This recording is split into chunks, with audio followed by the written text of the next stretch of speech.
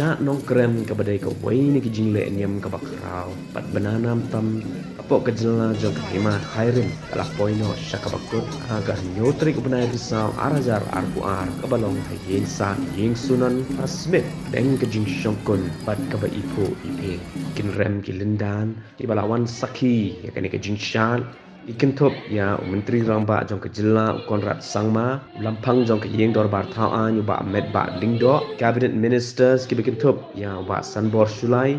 ba renington lingdo tongkhar ba dasakiat ba lamari chief executive member jong Khasi Hills Autonomous District Council ba Tito Star Welkhan MLA ba KMDC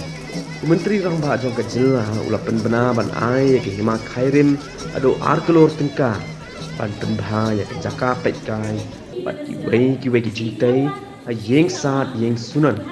Syllad pat jaka ba marjan menteri rangba ula IT shwa shiklor tingka usim ke hima khairim upaim Dr. Balajit Singh e kene ke jingshan bat ke pamblang kadai ban aingo aidam ya ke belai singshar pynmiat pynbha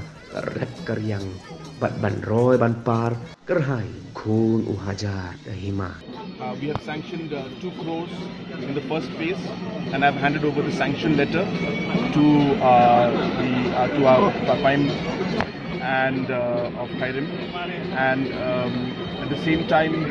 similarly for the Wedding Club Festival also, we have improved the infrastructure in Gente Hills in July,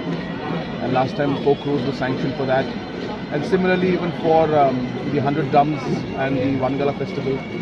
I'll be announcing on the 12th some sanction for infrastructure development there. So these are the different programs and steps that are being taken, and we will continue to support.